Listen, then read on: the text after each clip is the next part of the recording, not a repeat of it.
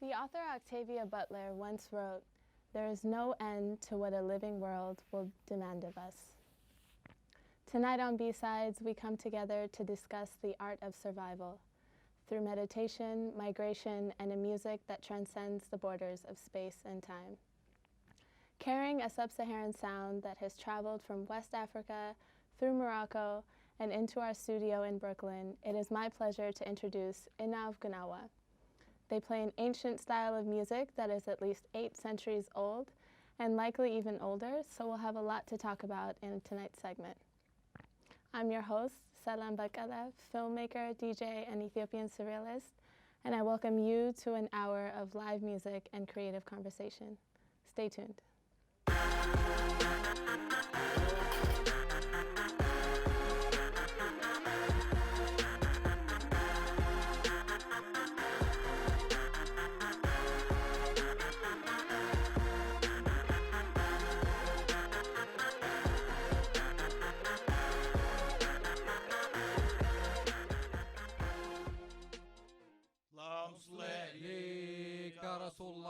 اللهم صل عليك يا رسول الله اللهم صل عليك يا رسول الله يا جاه النبي يا مولاي محمد الحبيب.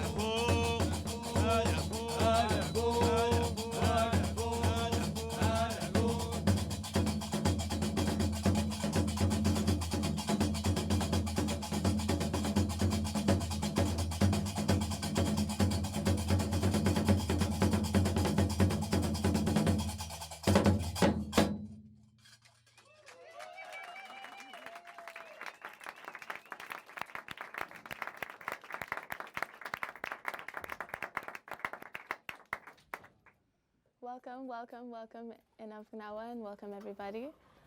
First, let's start off by introducing yourselves and how you came to Brooklyn. We are Innov Gnawa. We're so happy to be here at BRIC TV. Our great Maâlem Hassan Ben Jaafer, please give it up for him. My name is Samir. Amino, Belyamani, Ahmed Jariuda, Naufal Atiq, Saeed Burhana.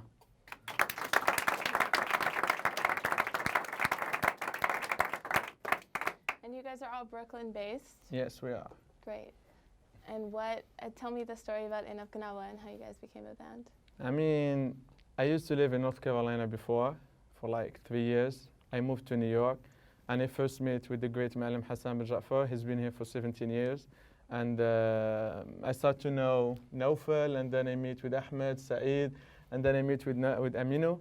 And I was like, we have something, let's put it out there. You know, people need to hear traditional Gnawa music in a very respectful way and in a very professional way. So that was my vision. Right. Yeah. And if you want to tell us a little bit about Gnawa music, I know it's an ancient tradition that stems over 1,000 years old. So if you want to give us a little introduction to Gnawa music. I'll let Amino do the job. Gnawa music, unfortunately, is like a lot of African cultures are passed on orally, so you don't have a lot of documents. And even back in the day in Morocco, the Moorish kingdoms were documenting a lot of stuff, but there's not much written about Gnawa, unfortunately. But we know that they came through the slave trade. The slaves that would be sold as east as Sudan, all the way west to Ghana. That whole area, we don't know exactly where, but that whole area, they would converge into these big marketplaces like Timbuktu in Mali, and then Marrakesh, or Sijil Mesa in Morocco, and then from there they'd be sold and separated, and then forming the different Gnawa communities all over Morocco, from the north, in the west, east, and south. We have so many different schools, like we say, of Gnawa in Morocco. Mm-hmm. The northern style is different than the southern style, but that all happened because of the dispersal and the slaves being separated from one another. And so that's in a nutshell, the history of Gnawa, but the music of Gnawa was only practiced in small communities in Morocco. You would only be able to witness Gnawa in a ritual like a lila, which means the whole night. It's very close community, only Gnawa people, Gnawa families, Gnawa Maâlems, Gnawa musicians attend these rituals, and for centuries it was like that. But very recently, maybe 5-6 decades ago, when Morocco got its independence from France and a lot of emancipation movements in Morocco, you started seeing Gnawa being opened up to the Moroccan community, and now it's defined as Moroccan music, not as a separate thing. And also thanks to that, now everyone gets to hear it and play it, and you have festivals all over Morocco and even now in the world. So we're really thankful. And an important point I want to add about Brooklyn and us meeting here is that we would have never been able to meet up in Morocco. He's from Saleh, he's from Rabat, Saleh, Agadir, Casablanca, Fez, just all over the map. And the likelihood of us meeting in Morocco and forming a group is very, very small. But in Brooklyn, and that's the force of New York. So let's keep New York alive in that way. Yeah?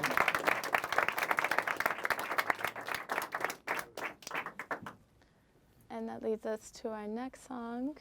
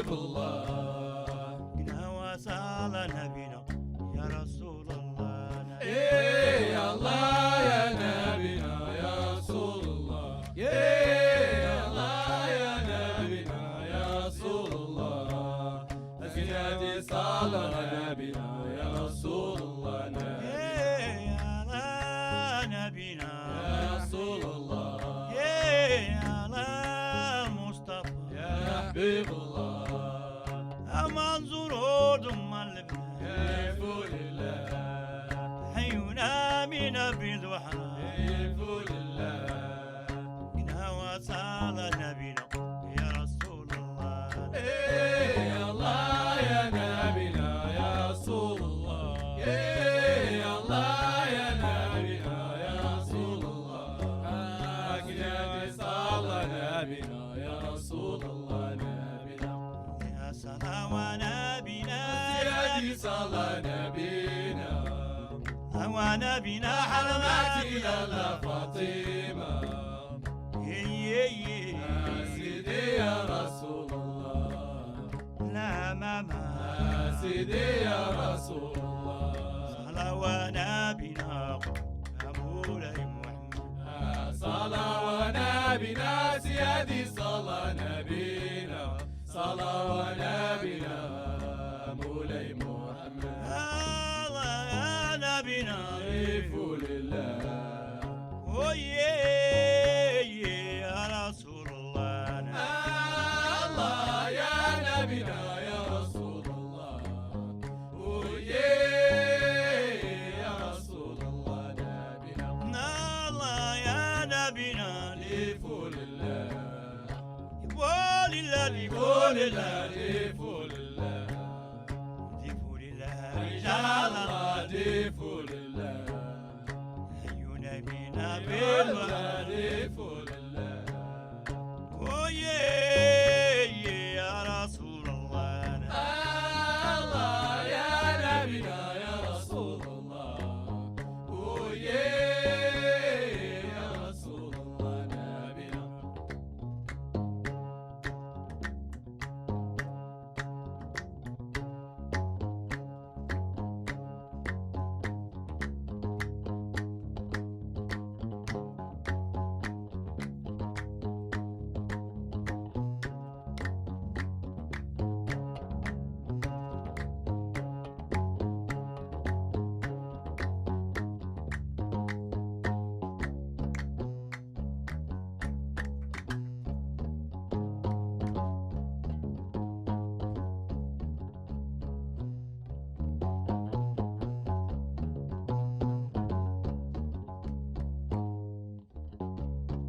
ما بانيا سيدي صلى الله عليه الوح انظروا سيدي صلى الله عليه يا استحسين سيدي صلى الله عليه يلا انظروا سيدي صلى الله عليه جبل عرفة سيدي صلى الله عليه يلا انظروا سيدي صلى الله عليه كون المدينة سيدي صلى الله عليه الله بنيا والعبوا يا مولانا الله الباني يا الله يا الله الباني يا عفو يا مولانا ما تصلى نبينا سيدي صلى الله عليه كتاب والينا والنبي صلى الله عليه والله سيدي سيدي صلى الله عليه سيدي دار نبي الجود والنبي صلى الله عليه ربي الملك المعبود سيدي صلى الله عليه الله بنيا والعبوا يا مولانا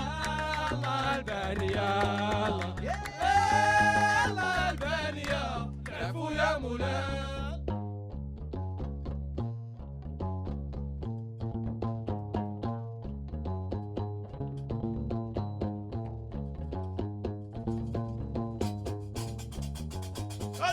لا يا بمرا لا لا يا بكرة وخالي مرا خالي مرا لا لا يا بكرة وخالي مرا مسكينة لا لا يا بكرة أتدي يا كل حمة لا لا يا بكرة أقاتي مرا سكينة لا لا يا بكرة الله أدقرا يا سيدي ميمون أدقرا يا بابا ميمون أدقرا الجنود بلادي بمبرة أتقرا سلام عليكم أتقرا بابيكم أتقرا وانا جيت اليوم لا لا يتقرا وقال مرة لدينا لا لا يتقرا مرة أتقرا مرة أتقرا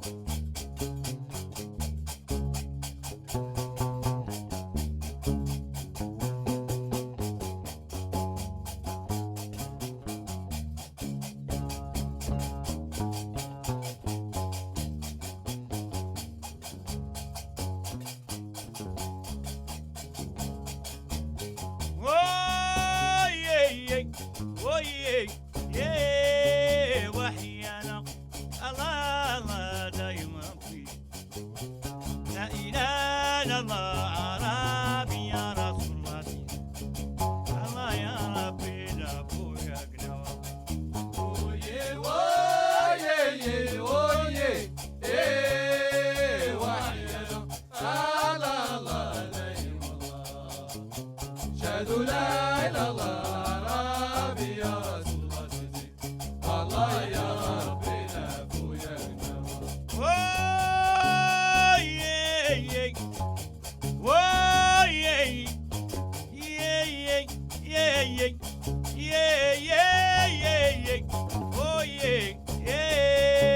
ويا قلبي لقيت مسكولة بدين لا إله إلا الله مصطفى يا رسول الله الله يا ربي لا بويا قنوة Oye, oye, oye,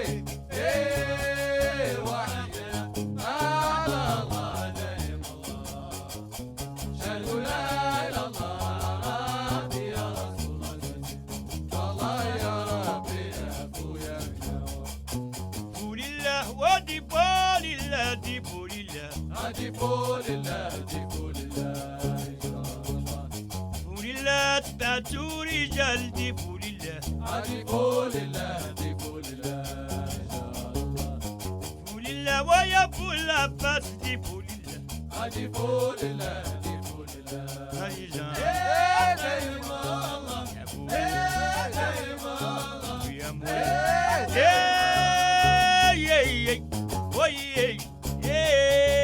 ويا قلبي قلب مسكولة بديني لا لا لا إلا الله مصطفى يا رسول الله الله يا ربي لا بويا قنوة Oye, oye, oye, وحيانا على الله دايم الله شهد لا إله إلا الله ربي يا رسول الله والله يا ربي لا أبويا قول الله يا بالحسين دي بول الله أجيبوا لله أجيبوا لله إن شاء الله قول الله وسيدي موسى دي بول الله أجيبوا لله أجيبوا لله إن شاء الله قول الله ضم البلاد دي بول الله أجيبوا لله أجيبوا لله يا رجال يا دايم الله دي بالله يا دايم الله رجال يا دايم الله دي بالله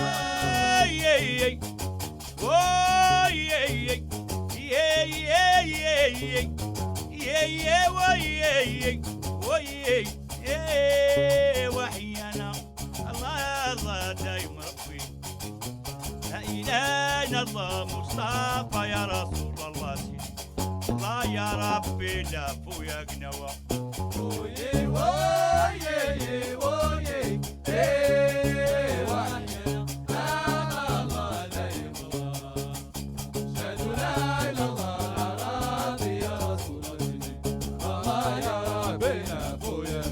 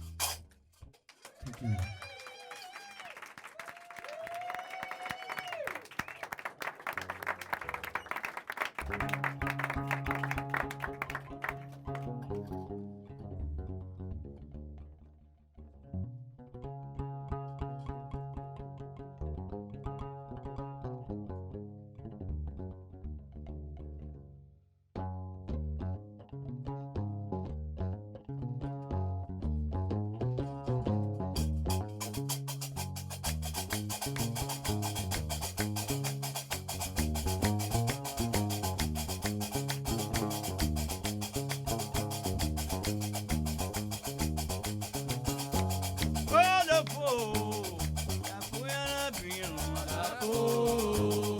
فويا يا لا فو ويا رجال الله فويا يا ونونا الباب الله ونونا رجال الله فويا يا سيدي طلب كيف الله سيدي يا رجال الله يا ابو يا مولانا فويا يا ابو يا نبي فويا يا لفو يا فو مولانا يا الولي يا مولا بغداد الولي يا مولا بغداد يا ابو يا مولانا يا ابو يا رسول يا لفو يا ابو يا مولانا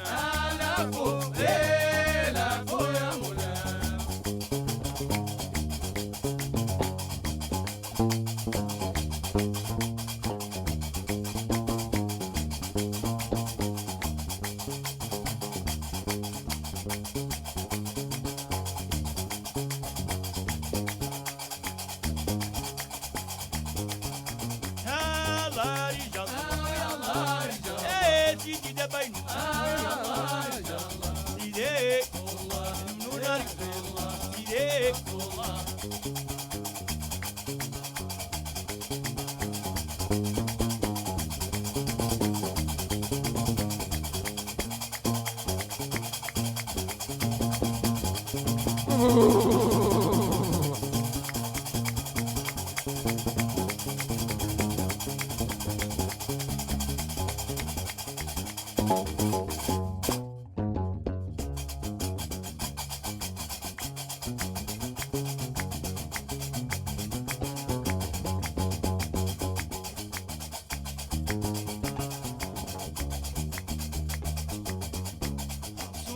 ويا نبينا يا ابو لالا فاطمه عليك يا الله الله ربي مولانا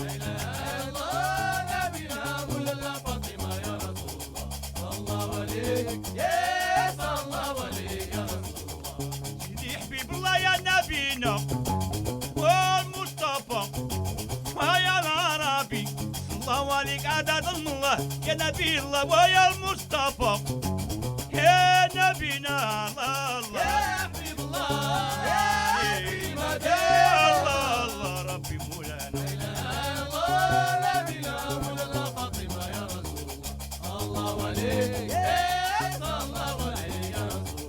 يا نبي يا حبيب الله يا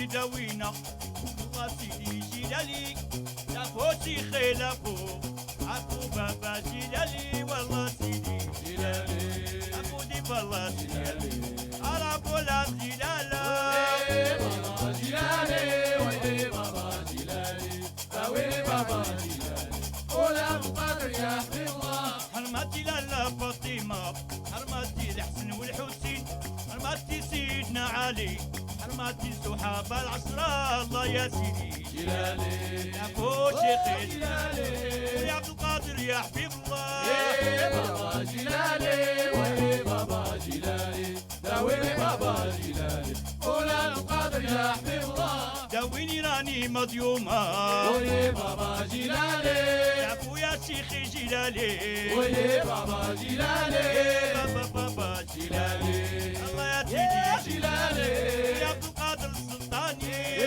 بابا جلالي ويلي بابا جلالي ويلي بابا جلالي مولانا القادر يا حبيب الله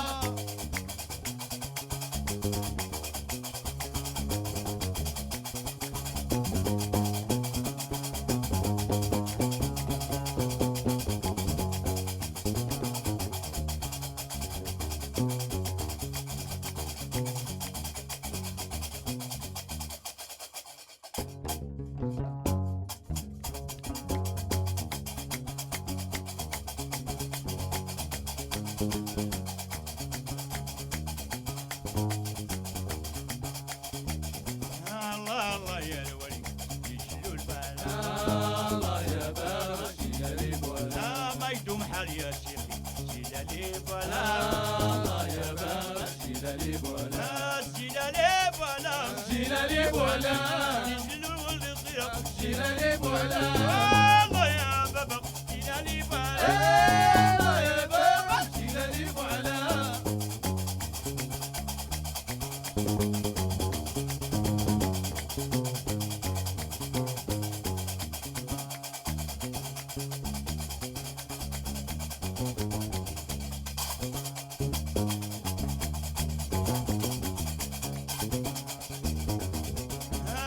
جلالي دوي حالي على اولاد نبي الله يا مصطفى ضياياني على اولاد رسول الله جلالي دوي حالي الله الله هذا مجنون يا جلالي دوي حالي على ولد رسول الله مصطفى ضياياني على اولاد نبي الله وبابا جلالي دوي حالي على اولاد رسول الله جلالي دوي حالي الله الله هذا مجنون جلالي دوي حالي على ولد رسول الله بابا والعار على اولاد رسول الله بابا والعار على ولد رسول الله بابا والعار على اولاد رسول الله بابا والعار على ولد رسول الله جلالي دواني على اولاد رسول الله يا مصطفى ضياياني على اولاد رسول الله جلالي داوي حالي الله بابا جلالي داوي حالي على ولد رسول الله Thank you.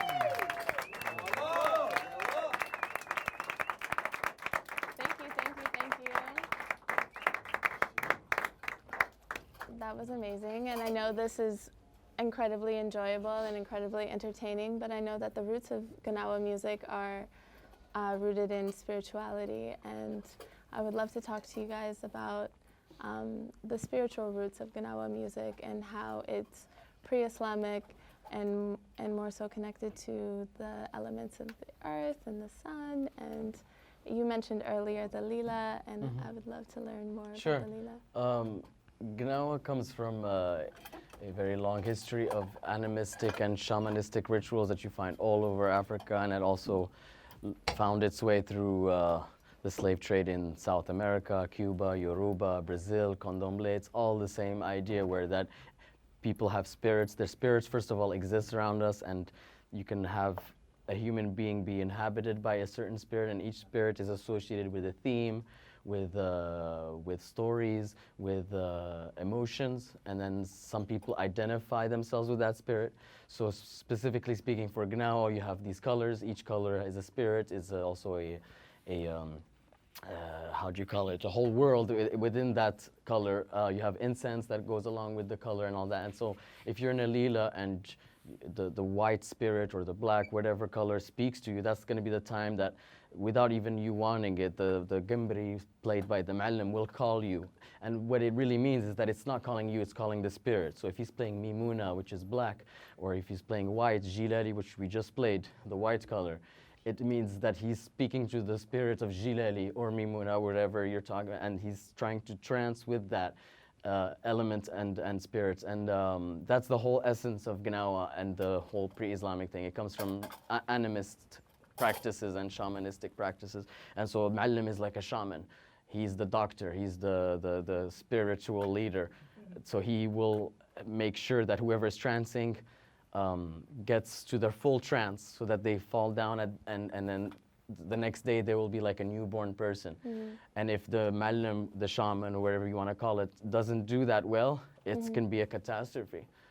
Maybe you can share a story. Yeah. The catastrophe. Tell us about the catastrophe. I mean, it's not, it was close. Yeah, it's about Jimi Hendrix when he was in Morocco, in Essaouira, and he was attending a lila. And the Maâlem that was playing the lila, his name, he passed away, God bless his soul. His name is Abdurrahman Paco. He passed away, and so during the lila, Jimi Hendrix was attending, and one guy was screaming the whole night, and no one knows what's wrong with him. It was just screaming, because the master that was leading the lila, he felt tired, so he wants to get some rest. So he handed the Gimbri to his right hand, and he told him, okay, you can finish the night. And that guy was screaming there. So the people, they were like, oh, what's wrong with this guy? No one knows what's wrong with him.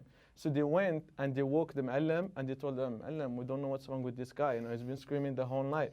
So he told his right hand, he told him, did you play this song? The guy was like, no, I skipped it. I just went directly to the other song. He was like, okay, just give me the sentir. So he got the sentir, he played his song, and that's when Jimi Hendrix called that Maâlem Doctor of Spirits.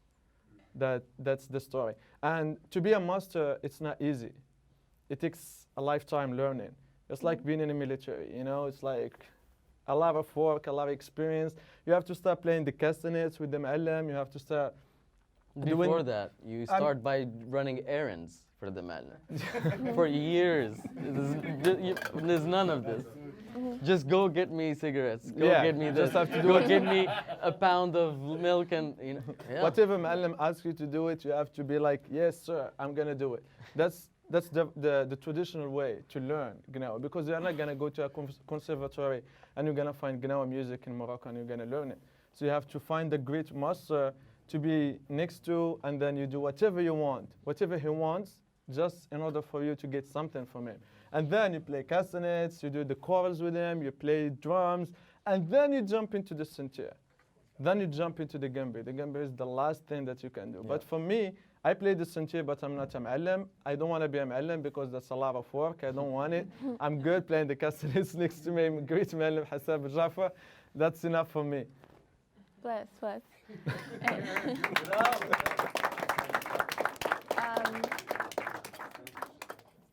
And as much as it's about spirituality, it's also about longing for a home. I know that the origins of it was due to a lot of migration and forced migration. Especially the first part of the Lila, which right now we're playing excerpts of all the sections, but it can last 24 hours. So that first part, the drumming and what followed it when we started with the clapping, that's called Wilad Bambara, which means the children of Bambara. And the whole section is about that, and that's the blues, talking about like we've been separated by our parents, we've been separated by our brothers, my loved ones, where are they? I miss home. Right. All those lyrics are about that, and that theme also comes back all over the Lila, but the first section of the Lila, Wilad Bambara, is dedicated for that. Yes. And that leads me to this quote by Octavia Butler again. The child in each of us knows paradise. Paradise is home. Home as it was, or home as it should have been. Paradise is one's own place, one's own people, one's own world, knowing and known, perhaps even loved and loving. Yet every child is cast from paradise into growth and new community, into vast ongoing change. And this ongoing change, this constant migration, is kind of what leads us to dream and what leads us to connect spiritually to a paradise that we might have once known. And I think that there's no better language to communicate that dream than through music. And Gnawa music, blues, jazz, and a lot of the music that comes from communities that are existing through forced migration kind of can connect us as humans to this paradise that we once knew. And if you'd like, you can continue to the next song.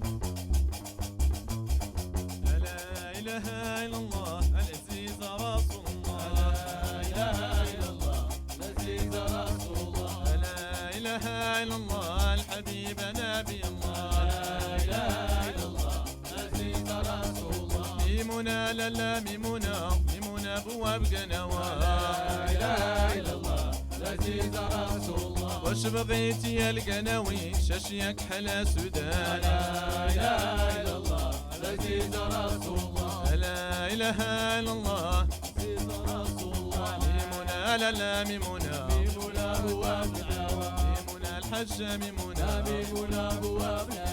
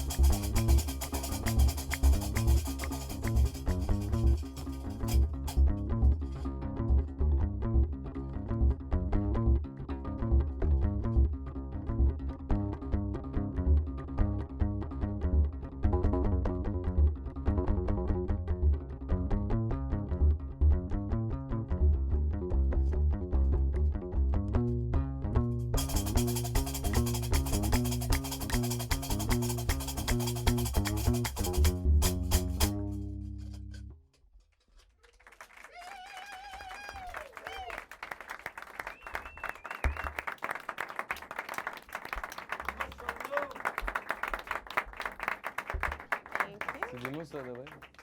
And I know that this music is heavily accepted in Morocco now, but what's it like in Brooklyn? What's it like performing here, and how has the audience been? You should ask them. How do you guys love it? You love it? Incredible. You love it? Magical. Thank you, brother. Great. And what's it like performing? What is your experience like performing? Like, do you go into a trance, or do you keep it up? I mean, you always go into a trance because we play the music from our hearts. You know, we don't do it as commercials, so we play it as we feel the music. So we get in trance, and I'm sure the audience is in trance with us too. Amen. Beautiful.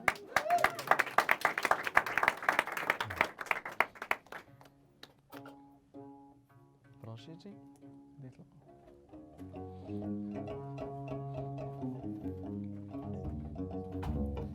So the song we're gonna play now called Sidi Moussa. It's the blue Moses. It's the blue color.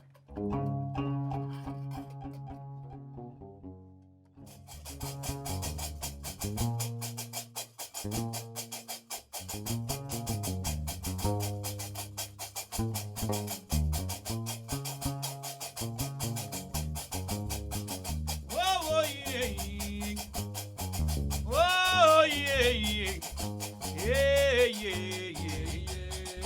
yeah, yeah,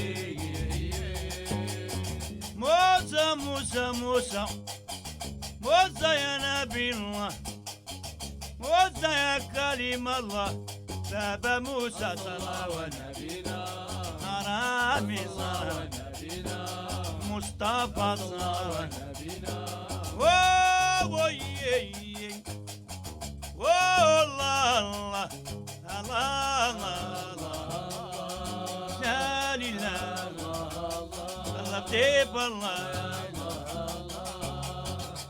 شهدوا لا إله إلا الله لا إله إلا الله المصطفى يا رسول يا مولاي كاتب الله كاتب الله ما كاتب الله عرفي مولانا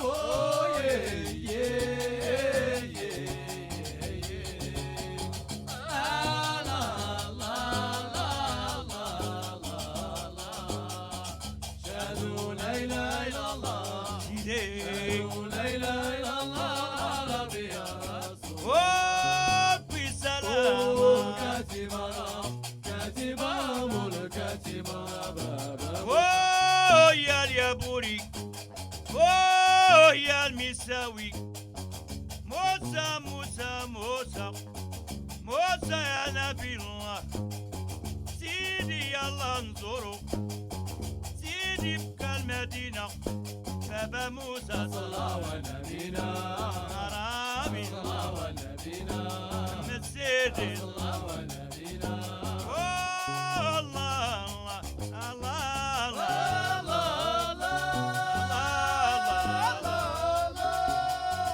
شهدوا لا إله إلا الله شهدوا لا إله إلا الله المصطفى يا ربي مولاي الله يا ولكم أولاد موسى والله يا ولكم إن شاء الله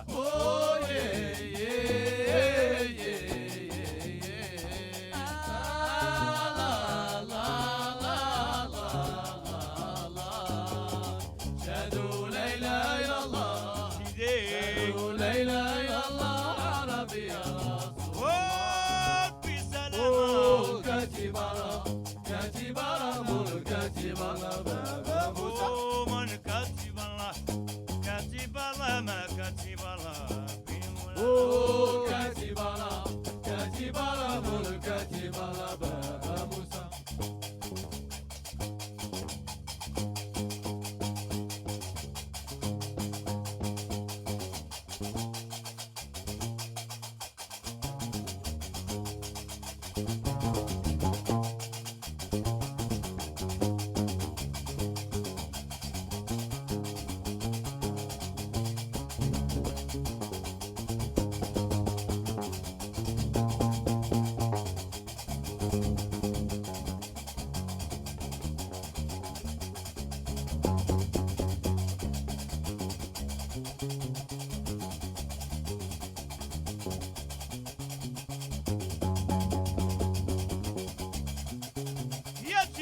موسى بابا موسى وسيدي موسى ذوي حالي يا ذوي حالي يا ذوي حالي يا رجال الله بابا اليتيم موسى يا موسى وابو المرصى بابا موسى ذوي حالي يا ذوي حالي يا ذوي حالي يا رجال الله كيما والله موسى يا موسى وابو المرصى يا سيدي بري سيدي بري يا سيدي بري ذوي حالي يا ذوي حالي يا ذوي حالي يا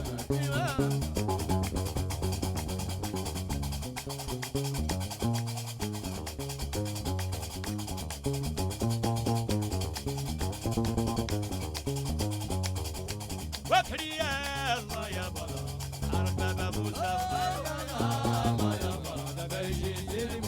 وبحري ويا بابا موسى ويا الله ويا الله ومقبل بابا عرف سيدي موسى هيا الله هذا العرض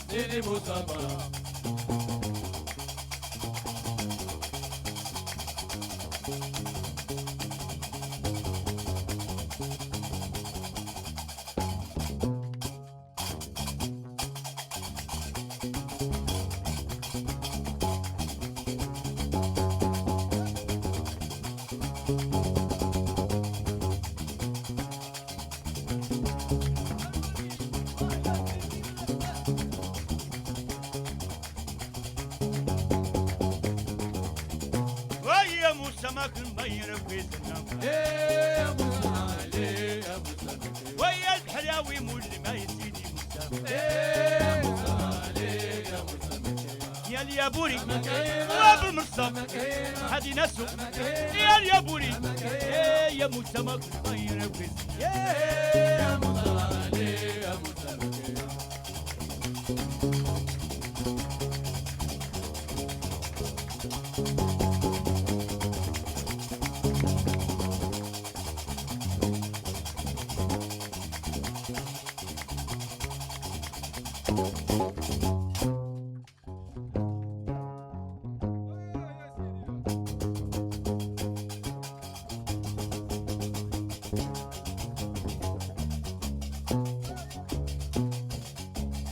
ويا بوري ويا لمي القرابة ويا لمي والمرصى ويا لمي بابتيتي ويا لامي بوري بوري ويا لمي سيدي بوري ويا لمي ويا بوري بابا ويا لمي سلامي ويا لمي يا مولا حمرية ويا لمي قطع حمراء ويا لمي ويا اليابوري ويا لمي ويا بوري بوري بوري ويا لمي بوري بوري ويا لمي والله ويا لامي بوري بوري ويا لمي وبوري يا بوري سيدي لامي بوري بوري ويا لمي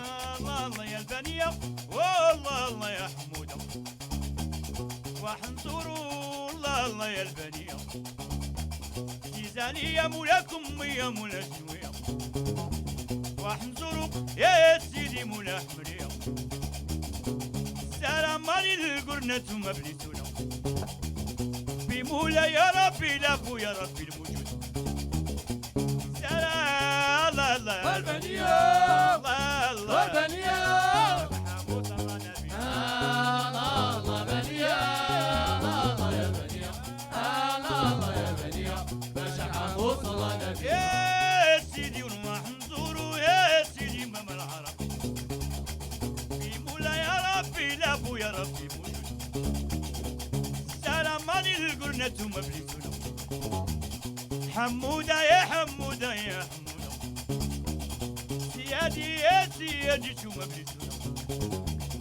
كسارة وغزارة ماني القرنة الله الله ومن يا الله والله ومن يا محبوس الله نبي الله بنيا الله بنيا الله بنيا بشحب وصلنا يا بشحب وملك بشحب وصلنا بشحب وصلنا بشحب وصلنا ملك ميا الله بنيا يا تشيا الله بنيا لوي البرا الله بنيا ويا سيدي وابو لحم الله بنيا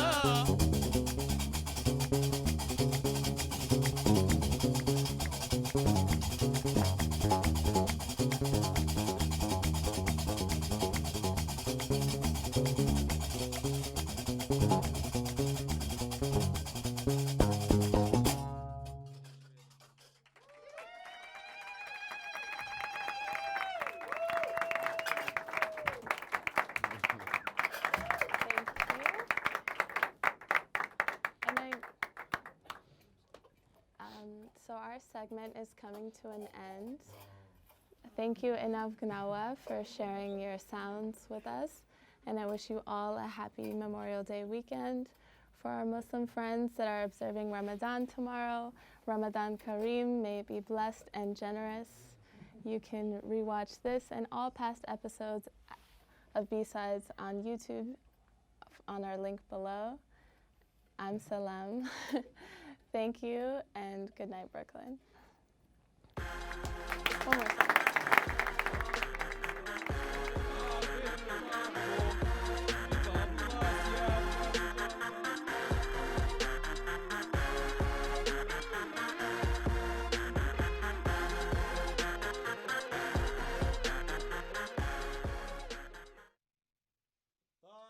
مطلوبون راغبين ومرغبون واقفين في باب الله سيادنا رجال الله صايرين الى زاروا قدامهم ساروا لله الله نذكروا وشاهدوا رسول الله اللهم صل وسلم على شفيعنا محمد اللهم صل وسلم على شفيعنا محمد وسلام على المرسلين.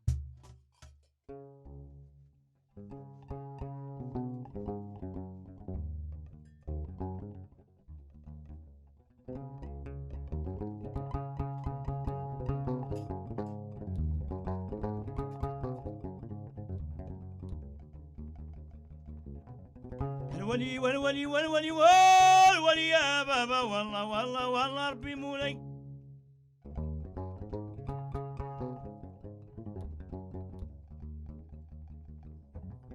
خلي مرا خلي مرا خلي مرا مشى السودان والولي والله خلي مرا خلي مرا دايم الله دايم الله دايم الله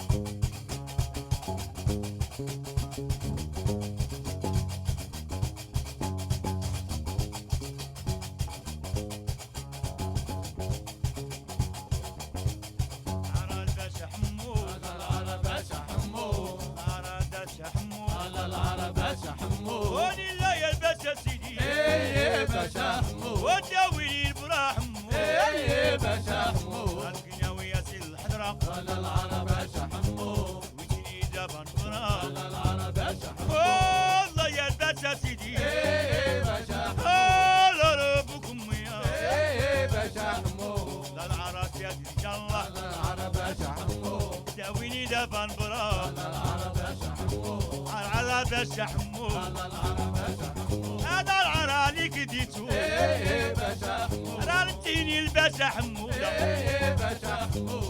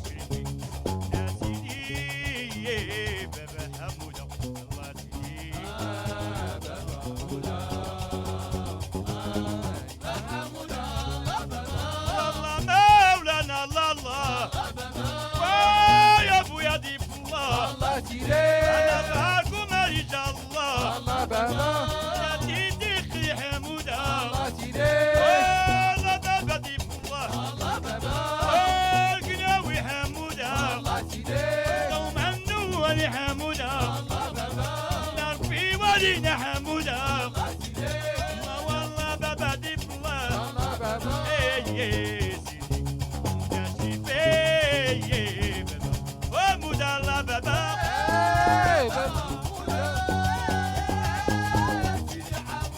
الله يا سيدي دي بالله لو يلقاني حموده سيدي بداوينا حمداني لي بالله ودوم عندي ولي حموده يا بدر دي حموده يا سيدي ومودا الله بابا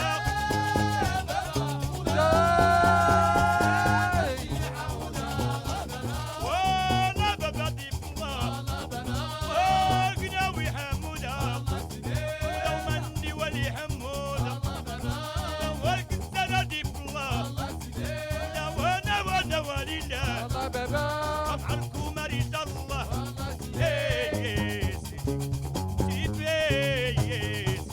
ومولا الله بابا